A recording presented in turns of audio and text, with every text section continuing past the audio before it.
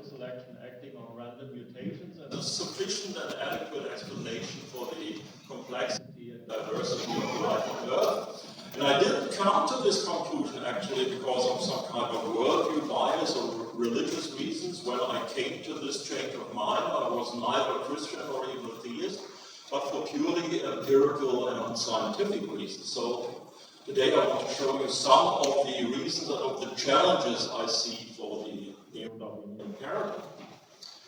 So every theory makes certain predictions, and one of the core predictions of Darwinism, if you want to call it like that, is gradualism, which means that big changes are explained by an accumulation of small changes over long periods of time.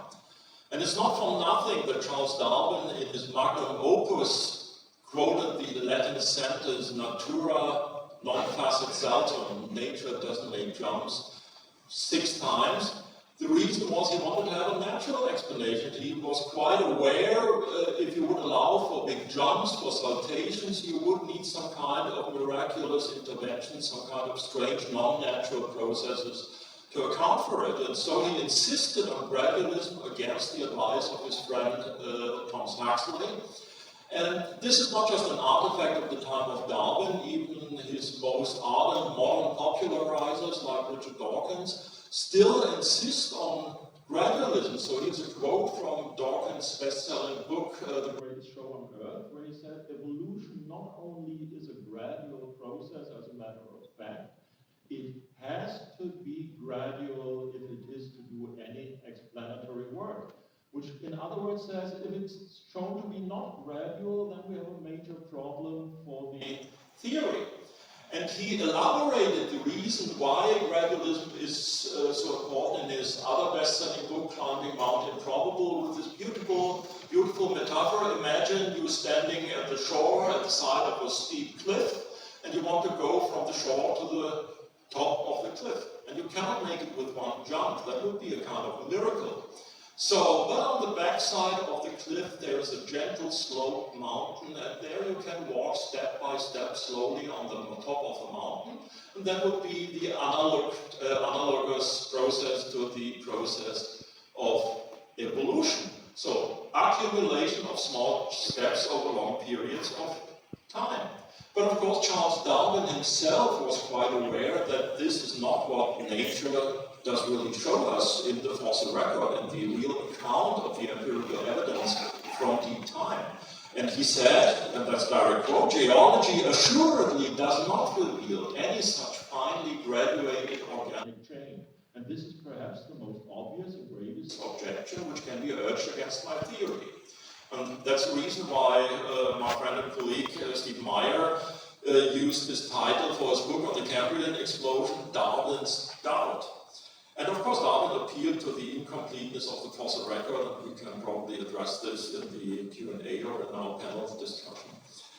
But this Darwin's doubt still remains with us. So here's a quote 100 years after Darwin by one of the most renowned paleontologists of the 20th century, one of the co-founders of the modern evolutionary synthesis, George Gaylord Simpson. And he said, it is a feature of the known fossil record that most taxa appear abruptly.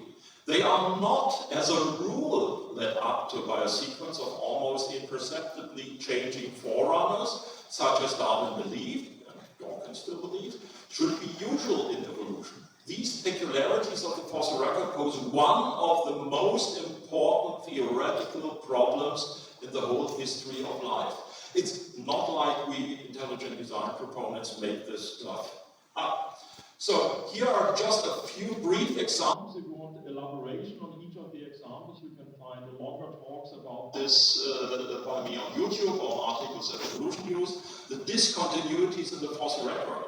So abrupt origins of new body plans, of new types of organisms are the rule in all periods of Earth history, in all geographical regions. Over all groups of organisms. If you go to protists, unicellular organisms, plants, invertebrate, vertebrate animals, everywhere. So here's just a brief list of some of the events. I have a much longer list of about 40 of such events. It's the very origin of life, about 3.8 billion years ago, and the very first time where life is possible, 3.8 billion years ago, and the late heavy bombardment before life was not possible.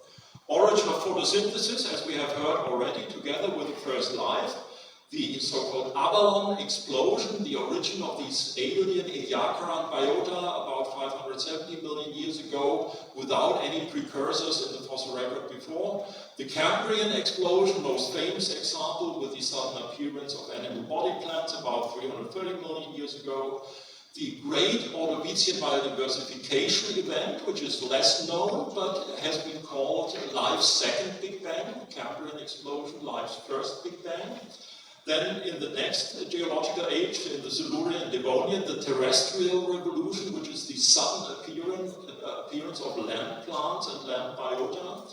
Then in the Devonian, we have something that has been called the Nekton revolution, which is a total overturn of marine ecosystems. Before, everything was living close to the seafloor or passively drifting as plankton. And then we have suddenly 80% of the biodiversity in the ocean is active swimmers. Correlated with this, something that has been called the Odontone explosion, the sudden appearance of dental structures, dental-like structures in vertebrates. Then we have in my own field of expertise the Carboniferous insect explosion, the sudden appearance of all these different groups of winged insects, including those with these complex metamorphosis with the pupal stage and so on, very early at the very origin of winged insects in the Carboniferous. In the Triassic, we have a kind of carpet bombing of different explosions, sudden appearance of dinosaurs, of marine reptiles, of flying reptiles. We have in the Cretaceous and the next period something that Darwin himself called an abominable mystery, the sudden appearance of flowering plants without precursors.